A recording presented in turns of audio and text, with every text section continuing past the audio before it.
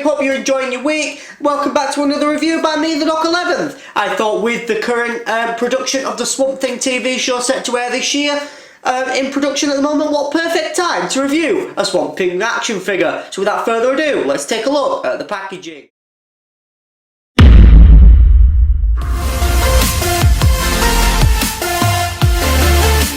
See the DC Icons logo as well as the Swamp Thing logo within the circle.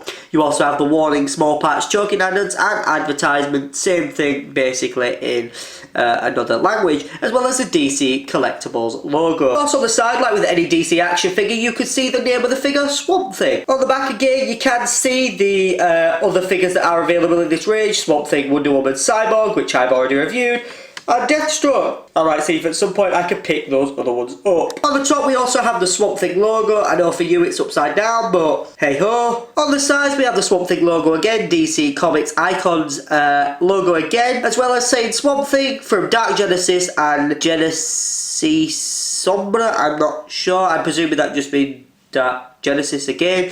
But other than that, for the packaging, we do have a nice window displaying the figure, but that's about it for the packaging, so let's take a look at the figure itself. Okay, so now we have the Swamp figure out of its packaging. Oh wow, wow, is this a beautiful paint job. I am astonished at the pure detail that is in these DC Icons figures. Again, they never fail to disappoint me. I'm so happy to have this figure. I've never had a Swamp Thing figure before, but let's take a look at more of the detail. As you can see from his face, it's very much more like a skull. He has a slight sort of crocodile effect to it, a little bit of scales, even though I'm pretty sure it's supposed to be some kind of moss. I do like the multicoloured kind of green. There's definitely a lighter wash as well as a darker wash, and I think there's even a bit of a grey wash there too. His eyes do look very, well, honestly, it looks very evil. Like this. Moving down his torso, you can see that he's got more of that effect going on, and the veins continue to run across his body. I'm presuming they're either veins or they're supposed to be roots, but either way, they do continue throughout his entire body. You see there the veins continuing, and of course his legs look very veiny and very much like tree stumps. And his feet look like bones, as you can clearly see the detail there on his feet that make him look like a skeleton even more. So that's about it for the detail on this figure. While there may be little detail, the actual detail they've got is fantastic, which definitely boosts it up for me. I love it. I think it's a great addition to my collection.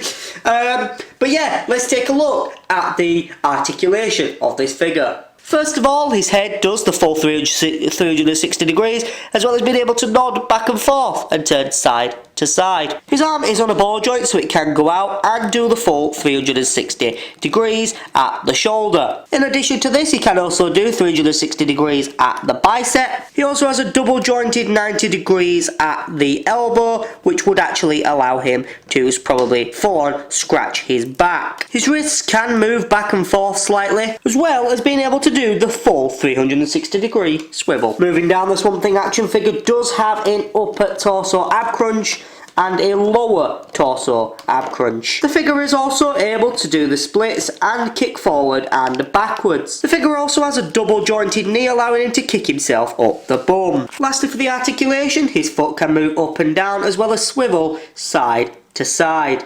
It probably could do the 360, however it gets hindered by the front of the leg. So that's it for the detail and articulation on this action figure. Let's take a look at the accessories that it comes with. The first lot of accessories that it comes with are another pair of swappable hands.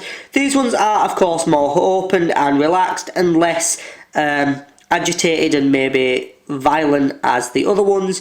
Again, the detail is exactly the same on the others. They do look very bony like skeletons, with a really good green coloured wash over them. In addition to that, we also have this. I'm not actually sure what it's supposed to be. It's some kind of mutated face.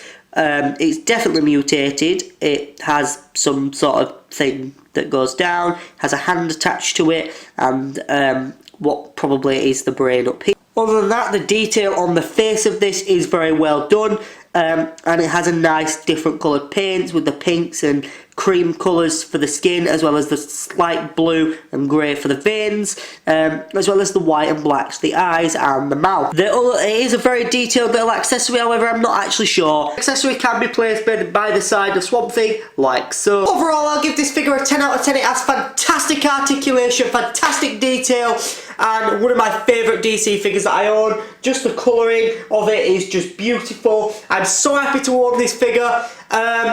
But I can't really say much more than that about it. So if you've enjoyed the review, please leave a like down below. If you're enjoying these DC Icon reviews and you want me to review some more, let me know in the comments below and leave a like to show your appreciation. And I will see you guys in the future when I'll be reviewing some more DC Icon and DC figures. So without further ado, I'll see you guys in the next video. Goodbye for now, guys. Goodbye.